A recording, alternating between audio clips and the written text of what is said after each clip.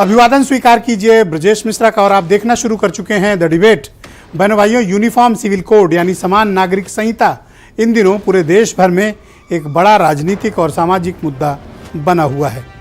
विधि आयोग ने यानी लॉ कमीशन ऑफ इंडिया ने इसका ड्राफ्ट अभी तक जो जारी नहीं किया, लेकिन 13 जुलाई तक देश भर से लोगों की इस पर रिएक्शंस मांगे हैं। लेकिन यूनिफॉर्म सिविल कोड का मुद्दा इन दिनों पूरे देश भर में चर्चा का विषय है। क्या है यूसीसी? इससे किसके हित प्रभावित होंगे? कौन लाभान्वित होगा? किसको फायदा और किसको नुकसान? ये लागू करना क्यों जरूरी है? इन सारे विषयों पर आज हम खुलकर इस डिबेट में चर्चा करेंगे। बहनों भाइयों, अब जब देश में चुनाव नज़दीक आ रहे हैं, अगले वर्ष के प्रारंभ में अप्रैल मई के बीच इस देश में राष्ट्रीय चुनाव होंगे, पार्लियामेंट्री इलेक्शन होंगे। उसके ठीक पहले यूसीसी यानी यूनिफॉर्म सिविल कोड को लेकर आया गया है। यूनिफॉर्म सिविल कोड का ड्राफ्ट अभी तक तो जारी नहीं हुआ है, लेकिन इसको लेकर कवायद ज़रूर शुरू हो चुकी है। इस डिबेट को प्रारंभ करने से पहले मैं आपको बता दूं कि इसके पहले भी कोशिश हुई थी, लेकिन 2018 में फिर इसे बंद कर दिया गया था। लेकिन वापस लॉ कमीशन ने इसे ओपन किया है और लोगों के रिमार्क्स यानी टिप्पणियाँ, लोगों के कमेंट्स मांगे हैं, विभिन्न धार्मिक समूहों के भी। यूनिफॉर्म सिविल कोड क्या है? दरअसल भारत का जो संविधान है और उसकी जो धारा 44 है 44, वो इस देश में समान नागरिक संहिता की वकालत करती है। यानी सभी धर्म के लिए, सभी समुदाय के लिए, सभी पंथ के लिए, सभी प्रकार के निवासियों के लिए एक तरह का कानून होना चाहिए, एक तरीके के कोड्स होने चाहिए। ये कोड किस प्रकार के होते हैं? इनको मुख्य रूप से आप समझ लें। विवाह के मामले में, अडॉप्शन के मामले में और प्रॉपर्टी के मामले में मुख्यतः जो भी धार्मिक कानून हैं, ये धार्मिक संहिताएं लागू हैं, चाहे वो माइनॉरिटीज़ में हो, चाहे वो हिंदू समाज में हो या फिर ट्राइबल्स में हो। मुख्यतः इन्हीं 3 मसलों पर केंद्रित है: विवाह, अडॉप्शन और प्रॉपर्टी यानी विरासत वगैरह के मुद्दे। और हर धर्म के लिए अलग अलग कोड बने हुए हैं। लेकिन धारा 44 कहती है संविधान की कि समान नागरिक संहिता होनी चाहिए। अब जब आप इसको लागू करने चलेंगे तो ये विविधताओं से भरा हुआ एक देश है। इस देश के बारे में एक मान्यता है कि यहाँ 10 कोस में यानी 15-20 किलोमीटर में पानी, बोली, भाषा, आचार विचार बदलता है। जो नॉर्थ का हिंदू करते हैं वो साउथ के हिंदू नहीं करते हैं। जो पूरब का ब्राह्मण करता है वो पश्चिम वाला नहीं करता है। बड़ा चेंजेस हैं इसमें, बड़ा ही कॉम्प्लिकेटेड है। नॉर्थ ईस्ट में कुछ और रिएक्ट करते हैं, वहाँ के ट्राइबल कम्युनिटीज़ के का रहन सहन, उनके धार्मिक रीति रिवाज बिल्कुल अलग हैं। और जब आप इधर आएंगे प्लेन में तो इनके धार्मिक रीति रिवाज भी बिल्कुल अलग हैं। इन सबको संरक्षित किससे किया गया था? धारा 371 से, ताकि सभी पंथ, मजहब, जाति, संप्रदाय, ट्राइबल्स, इन सबके जो रीति रिवाज हैं, धार्मिक प्रथाएं हैं, शादियां हैं, इनके अडॉप्शन हैं, इनके प्रॉपर्टी का ट्रांसफ़र है, इनके प्रॉपर्टी के मालिकाना हक हैं, वो किस प्रकार से परिभाषित किए जाएं। अब जब यूसीसी आएगा तो इसको लेकर तमाम तरीके की बातें खड़ी हो गई हैं। यूसीसी ये डिफाइन करेगा हमारे देश में कि हर प्रकार की कम्युनिटी के लिए अब एक ही कानून होगा, दैट इज यूसीसी।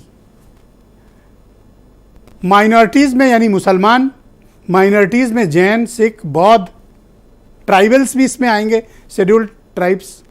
उनके रीति रिवाज, उनके यहाँ शादियाँ, उनके यहाँ न्याय देने के तमाम तरीके पंचायतों के बहुत ही डिफरेंट हैं।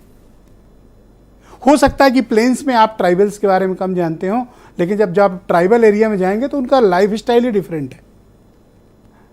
लेकिन भारतीय जनता पार्टी के नेतृत्व वाली एनडीए सरकार यूसीसी लाना चाहती है। चूंकि अभी ड्राफ्ट नहीं आया है, इसलिए हम सब केवल अपेक्षा कर सकते हैं कि ये ऐसा होगा या ऐसा हो सकता है। तो क्या चाहती है भारत की सरकार? भारतीय जनता पार्टी चाहती क्या है? उसके मन में क्या है? और अपोजिशन इसे किस प्रकार से देखता है? इससे हिंदूज के राइट्स कितने प्रभावित होंगे? माइनॉरिटीज़ में मुसलमान, सिख, बौद्ध, जैन इनका क्या होगा, ट्राइबल्स के कैसे होंगे, और तमाम जगह जो विसंगतियां हैं। मैंने प्रारंभ में ही डिबेट के कहा, भारत विविधताओं से भरा हुआ देश है और यहां हर तरह के कल्चरल इश्यूज भी अलग हैं। जो तमिलियन कर रहा होगा वो इधर के लोग नहीं करते हैं।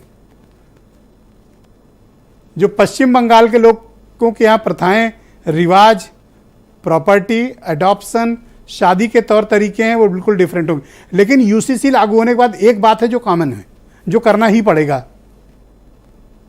प्रत्येक प्रकार के शादियों को रजिस्ट्रेशन, यह अनिवार्य होगा, वो किसी भी कम्युनिटी के लिए है। तो अब ड्राफ्ट आए तो बाकी पता चले कि इसकी असलियत क्या है, लेकिन इसमें क्या क्या पॉसिबिलिटीज हैं हम आज इसको एक्सप्लोर करेंगे और समझने की कोशिश करेंगे। आप कुछ स्टेटमेंट सुन लें, फिर आज की डिबेट को हम आगे बढ़ाएंगे। कि यूनिफॉर्म सिविल कोड के नाम पर ऐसे लोगों को भड़काने का काम हो रहा है। भारत के संविधान में भी नागरिकों के समान अधिकार की बात कही गई है कि जितनी भी रिलीजियस कम्युनिटीज़ हैं सबके अपने पर्सनल लॉज हैं और कोई भी रिलीजियस कम्युनिटी इस बात को पसंद नहीं करेगी कि उसके पर्सनल लॉज में किसी किस्म के चेंजेस किए जाएं। फंडामेंटल राइट हमें यह हक और इख्तियार देता है कि हम अपने मजहब पर पूरी आज़ादी के साथ अमल करें और यह हमारा अधिकार है और मुझे लगता है कि इस अधिकार को छीनने का हक किसी को नहीं मिलना चाहिए। मजहब की आज़ादी को छीन कर मुझे लगता है कि फिर उससे मजहब के दायरे से बाहर निकाल कर अगर कोई अमल कराता है तो ये जमहूरियत के खिलाफ और सेकुलरिज्म के खिलाफ बात होगी। कि ये मसला